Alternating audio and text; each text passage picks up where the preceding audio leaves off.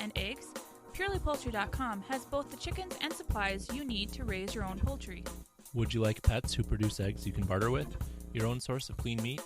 A swan on your pond to make your home strikingly beautiful? How about some pheasants and quail roaming in your woods for enjoyment? If so, check out purelypoultry.com.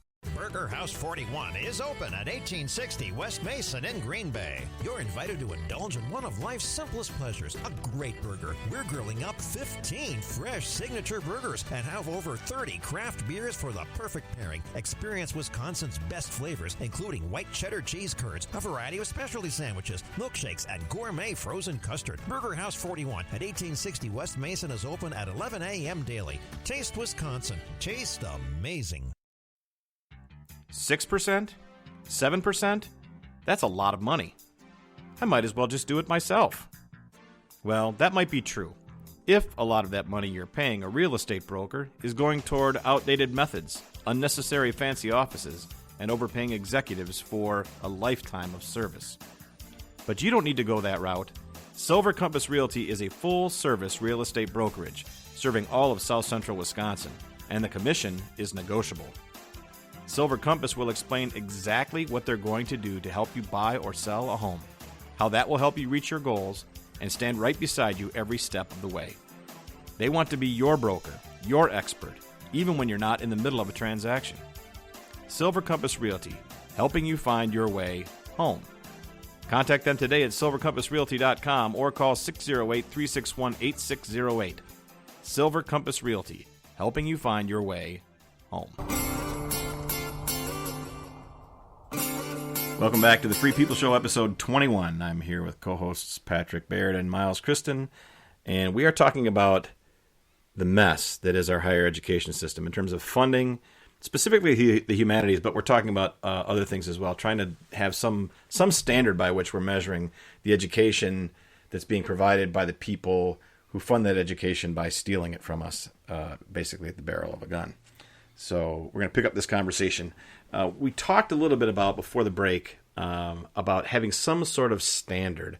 You know, it's harder in the humanities than it is when we talk about the products of research and of study in engineering and the sciences being a little bit more tangible, a little bit more measurable. But useful. Yeah, and useful, yes. There are people out there, as you mentioned, that don't want to be in the business of any education be specifically for employment or production or whatever. And I understand. Lean that direction. I understand that. For higher education. For higher education. No, I agree. But what do you think, either of you, think about what sort of standards we should have, if they can be objective, or some sort of review for the humanities, and whether, you know, schools or faculties are doing their job? Well, I'll give you a great example. You know, I was sitting in on a conversation with some professionals in the university area recently, and they were complaining about how you know, this push to have to publish when you work in the humanities was kind of burdensome to them, and I totally understand that. You know, you have to come up with some thing that's your thing, that you have to research and prove your research. Maybe there's not enough things to go around. Well, that's why it gets really obscure. Isn't that the old saying that the farther you go up higher education, you learn more and more about less and less? Yeah, exactly. To the point where you become an absolute expert in your field about something that's so narrow that it's not. Well, but here was my thought, my response to that conversation. I thought, well, why don't you write a book?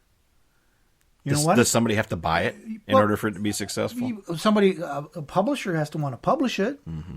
So I'm thinking, okay, if you're, you know, let's say that you're in English literature, you have your Masters of Fine Arts in English literature, and you're not going to be a teacher. You want to be an academic. You want to study English literature. Well, find a way to write a book that the larger society can gain a better understanding of that subject that you care about. But here's the rub, though, I think, and this is, I don't want to veer completely off course, but from an academic point of view, people that write this stuff, that would generate that book, their argument might be that they're the ones that know a lot about it, and the masses, the general public, can't appreciate it. Well, then, so how do you get them to buy it? Who are you studying this for? That's the question. That's my whole point about this, is that what's the point of what you're doing? But if it's not appreciated, if the average person, even the average educated person, cannot understand what it is that you're doing, what's the point? You're just, like I said, it's just a small little circle. Can I say circle jerk? Because that's really exactly what it is. It's a circle jerk. Well, where you and your 12 colleagues are sitting around passing your You don't need to make hand gestures, though. paperwork amongst each other, and sharing each other's, supporting each other's careers. Basically, there you go. Well put.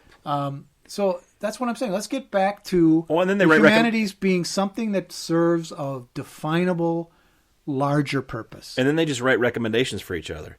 So that's kind of what I'm saying. And then there's they stab each other in the back, and there's all this it's very drama political over, and very dramatic, stupid stuff. But they all feel like they know better. I mean, that's the whole. We talked about it last week. And the they whole do. They know better about education. really obscure stuff that nobody else cares about. But if your measure is that it needs to be of value, measurable in some way, either in bought books or in some other way that we haven't conceived of yet, I like that idea, because at least if we have to have publicly funded institutions like this, which that's a different argument, I suppose, but at least then there's something coming back. Yes. There's something appreciable by somebody coming back. There's some way to measure that, if that's a necessary evil. Whereas other than that, it just feeds this whole elite group of academics who end up, working with government, and we have a society, which we have now, where between academics and the government, they feel like they know what's best for everybody, to the point where people don't even need to know what that is. They just need to trust.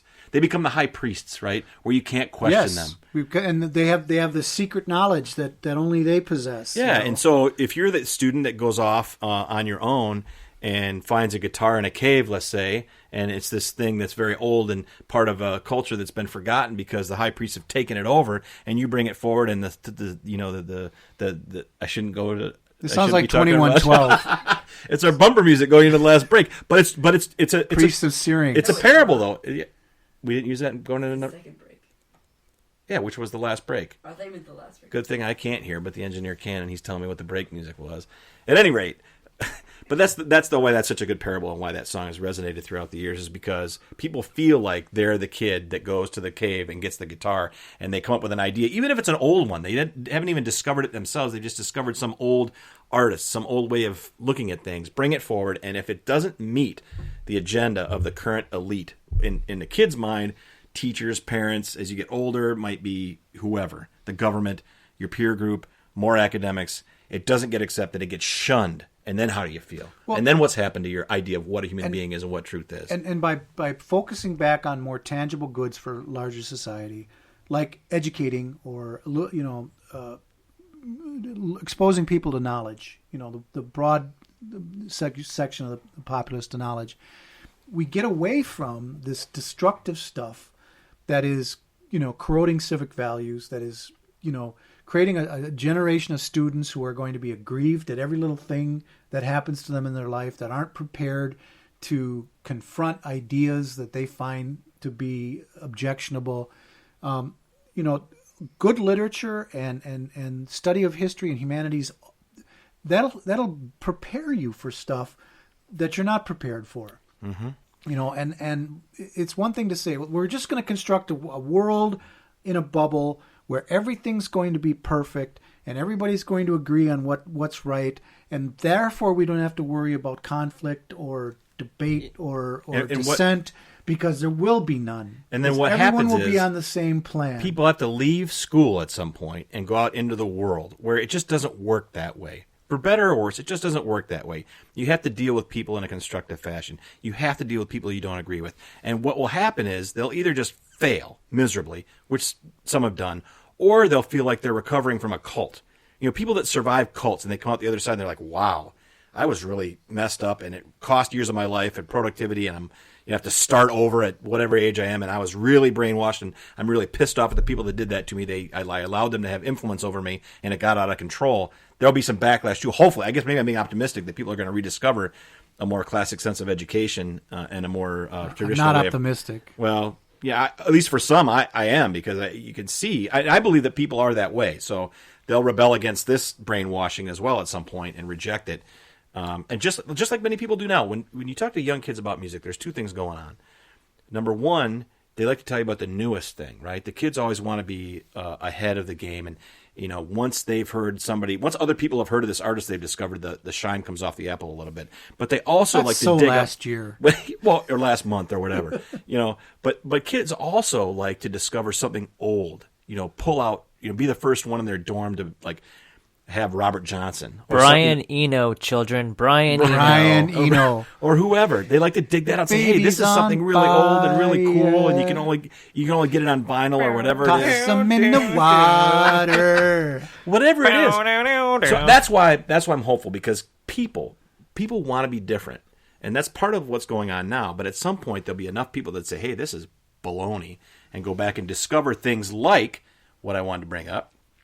C.S. Lewis wrote a magnificent piece. He wrote a lot of fiction, obviously, but wrote some nonfiction as well. There's a piece that he wrote in the mid-20s called The Abolition of Man, which specifically addressed some English teachers in England at the time who were talking about, being a little more loose about teaching the English language. And he saw that, very wise man, C.S. Lewis, that was the start of something where if words didn't have meaning, and language became muddled and subjective, and then a lot of the truths that held society together and that transmit our history to us and things that we need to know to be full-fledged human beings and to deal with each other would be lost. And that's, I think, what you're talking about. Yeah. And Lewis saw that, almost 100 years ago. I mean, there are such things as universal truths, I think.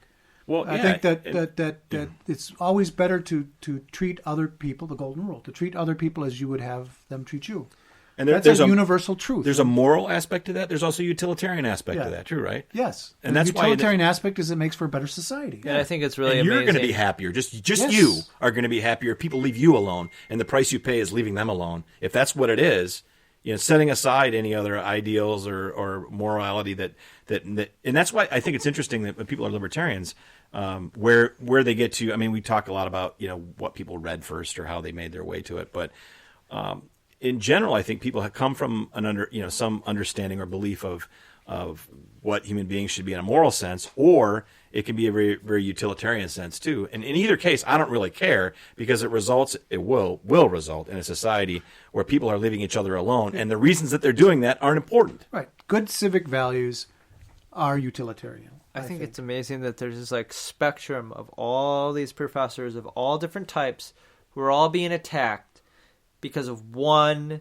specific issue, and for each one it's a different issue, right? But there might even be left, or there might be progressive. A lot of these professors who are under fire are liberals, or progressive, but they don't adhere of liberal. But they don't adhere to one specific issue, or one specific issue they have a different opinion on, right? And these people who freak out and are like, "Oh, this person should be fired, and this person should be fired," and because they're trying to build this, ultra liberal society. And it's like, do you not realize there are high school teachers in the most conservative parts of this state who actually are terrible people? I mean, I'm sorry, but I grew up. We all had that one, at least that one really terrible teacher. I grew up in Door County, where I literally saw anti-Semitic teachers. I saw teachers who were extremely anti-marijuana. I had teachers that said racist comments about people of Asian descent, and very just pro-war comments. When I was in high school, it was the beginning of the Iraq War. They should say the second Iraq War, or the 2003 invasion. And I had terrible, terrible teachers I had to deal with. But nobody protested those people who actually were shitty, excuse my language, but shitty, terrible people spouting off hateful ideas. And then, you have a liberal professor who doesn't adhere to what everybody else thinks on one subject, and then they're the a-hole, and that's... Well, this orthodoxy, small o, of course, is profound, and you can't dissent. I mean, you shouldn't dissent. Even professors. Moving target, and it's a moving target. It's mob rule in a sense, with this ethic of they need to put on an updated newsletter regularly. Oh, absolutely. He didn't use the proper terminology. We're changing the terminology again. And, I mean, I'm sorry, but please don't use these words. I really said I wouldn't get into this issue, but one thing I read that was just so ridiculous was saying that misgendering is a form of violence. Wow. That's insane. We'll touch on more of that and some other things after the break. You're watching and listening to The Free People Show at freepeopleshow.com. Back in 2 minutes.